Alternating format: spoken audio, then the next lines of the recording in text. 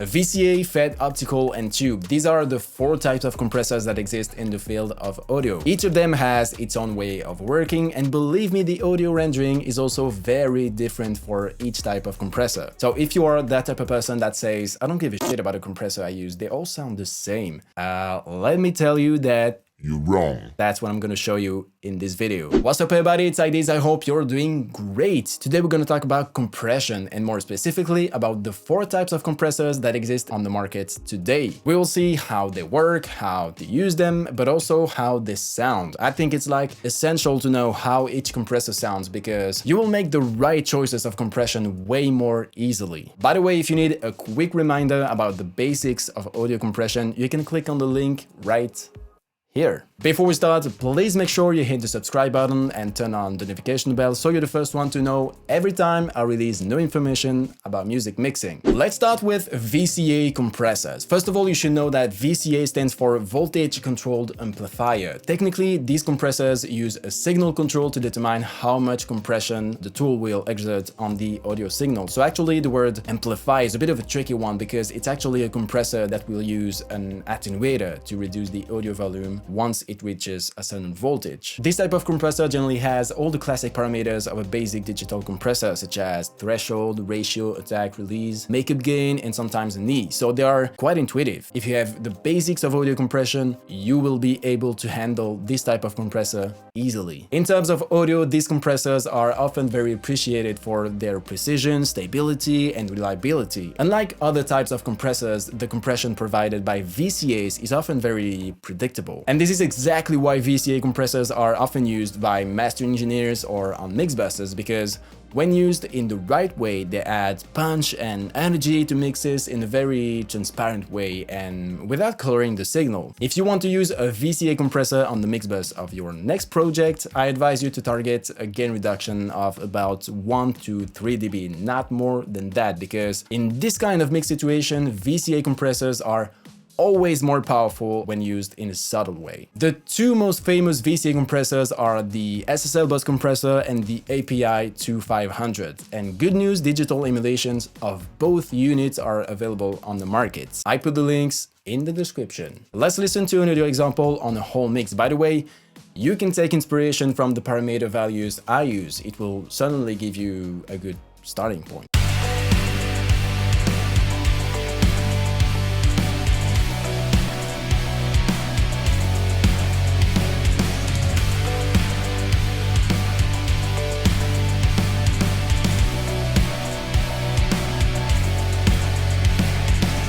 Next one, the FET compressor. FET stands for Field Effect Transistor. As you can understand, this type of compressor works on transistor basis. The particularity of FET compressors, and this is due to the way the transistors work, is their extremely fast attack time. The attack time of a FET compressor is usually counted in microseconds, which is very, very fast. This fast response often tends to create a slight distortion, especially when the transistor is driven a bit harder at the input. It is therefore a type of compressor that can easily color the signal and give it a warmer, brighter, and more aggressive tone. FET compressors are not as clean and transparent as VCA compressors, but it is precisely for this dirty side that sound engineers love to use them on vocals, especially rap vocals, on snares, kicks, electric guitars.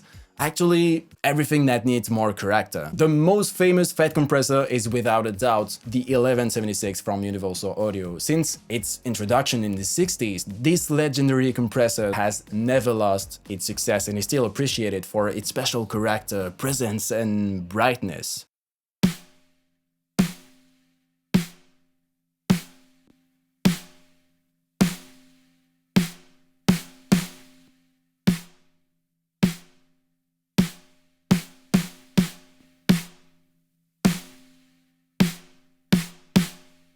Okay, third one of this list, optical compressors. Optical compressors, also called simply opto, use a light source to determine how hard the signal will be compressed. You might say, what the fuck, how can light be in there? And I know it sounds weird, but this is literally what happens to the signal. Actually, when a signal comes into an optical compressor, it actually turns into light that hits a light-sensitive resistor and produces the compression. So in short, the more powerful the input signal, the brighter the light shines, and the intensity of that light will dictate how hard the compression will work. Opto compressors are known to sound very smooth and musical, as a lot of engineers love to say. They are very special in the way they work, and they tend to color the signal slightly and make it brighter, but it's not as pronounced as a FET compressor. On the other hand, this type of compressor is not as clean and precise as a VCA compressor, so in terms of sound, you can see optical compressors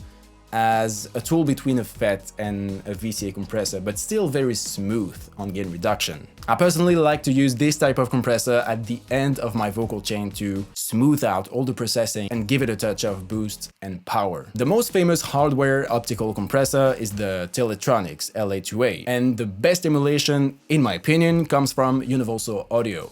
Again, link in description. Everybody talking when I just started walking, and everybody touching when I discover something don't feel good in my body, not looking for the money. And finally, we have tube compressors. Tube compressors, also called Vari-Mu, use vacuum tubes to control the dynamics. Simply put, the louder the signal, the more the unit will compress. Tube compressors can use one or more tubes to control the dynamics depending on the model. This type of compressor is known to be quite slow and smooth. It is also likely to add a unique kind of warmth to the source due to the presence of tubes. This slow attack is ideal for preserving the transients of the processed signal, and therefore to be used simply to glue one or more sources together. Also, you have to know that vacuum tubes are very expensive to design, so tube compressors in their hardware version, not digital, are therefore extremely expensive and for many quite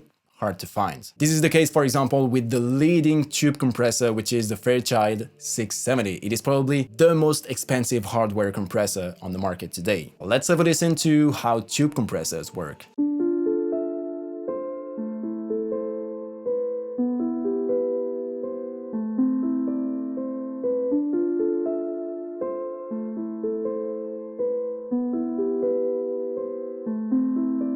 That is it for this video. I hope you can now make the difference between each type of compressor and also hear how they sound, even if I know it's not the easiest thing to do. If you have any questions about compression, please post them in the comments and I will be very happy to answer them as soon as I can. Before you leave, don't forget to drop your like if you enjoyed this video and to subscribe to this channel if you want to learn more about music mixing. Thank you so much for watching all the way through. See you soon. Bye-bye.